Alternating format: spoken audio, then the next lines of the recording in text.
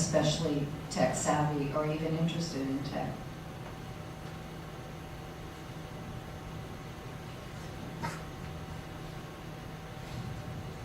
Hi, my name is Ted Kanimori, and the reason I passed the mic to Scott here is because unlike my 5 colleagues, I'm not a teacher. I'm a contractor. Let me tell you a little bit about myself. I worked for IBM for 33 years before retiring. I was in hardware, software, sales.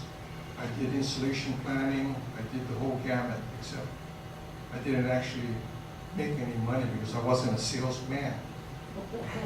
I left IBM. I opened my own business. I'm a Unix consultant.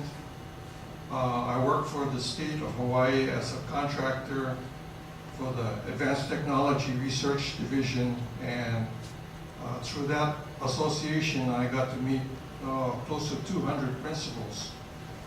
I met the leadership team, Pat Hawamoto, Rod Fukunaga, Kathy Kawaguchi, etc., etc., etc. I started working as a part-time teacher for a little bit, and now I'm back as a contractor.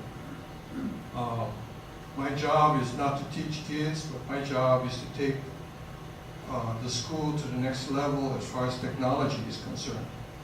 I'm associated with Enchanted Lakes Elementary over in Kailua. They do not have a tech coordinator. And not having a tech coordinator is a big disadvantage for the school, because without a tech coordinator, for the most part, schools will just maintain whatever they've got in school. It's not going to get any better. They're not going to put any more machines in. They're not going to upgrade their network. They're not going to do this, do that. The school is full of students and teachers, and the teachers are there to teach. The students are there to learn. Without a tech coordinator, technology will just sustain. It won't get any better. I read an article in the newspaper about people reporting that the Department of Education right now is at a point where the the computer to student ratio is about 4 to 1. And you say, why isn't it 3 to 1? Happily, our school, we've put in more computers and we're down to almost 2 to 1. And without a purpose of putting the computers in, a lot of this is all for naught. My thoughts on it is that the elementary school has young kids, and what the teachers at the elementary school are wanting computers for is different from what teachers at the intermediate middle school want computers for versus the high school. The elementary teachers want the kids to learn keystrokes and using tux type and typing tutor, and they want the kids to get familiar with the computer. On the other end of the spectrum, at the high school level, they want to use programs that are free and part of the Linux lab, like the periodic table or learning astronomy. And it's really, really different. And I don't have any experience at the middle school or the high school, so some of the things that I talk about might be just conjecture, but I can tell you what I see at the elementary school level. The elementary school level and the few schools that I have been associated with that have put in labs and put in Linux, the main thing that really brings them flocking is the word free. They need computers. The Board of Education, the Department of Education, the legislators, the community are all asking, why don't we have computers for schools? Why don't we have more computers in the classroom? Not knowing how to use the computers and what the computers are going to be used for. Well, in our school, we've put computers in. The teachers are using it for keyboarding skills and word processing and surfing the internet. This is up to the 6th grade level. That's primarily and all they use the computers for.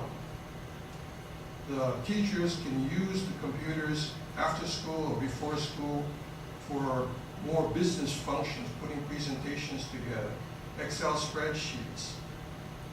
They can use it for editing photographs, but elementary school kids don't do that.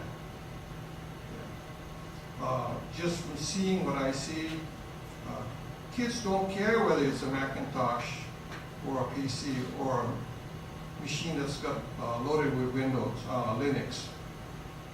They love to play with computers. They like games. They like to fiddle with technology, whatever kind of technology it is. So they are very enthusiastic, and technology brings out the best in kids. At this point, I'd like to put in a pitch for HOSEF, because I've gone back with Scott for 3 to 4 years already, and we were the first ones to go out cold calling on schools to let us show us K-12 LTSP. And since then, we've installed a bunch of it, but nothing comes for free. The machines are free. You've got to put in a little effort to get it installed. But my word is that the bad side of the whole thing is that if the teachers or the school needs to have a technology coordinator to run the labs, to learn the machines, to educate the faculty, to use the machines the best that they can. If they don't have somebody who technology knowledgeable or willing to learn or willing to spend the time to try to learn, a lot of these projects are going to just sustain. You put the machines in and it's sustained.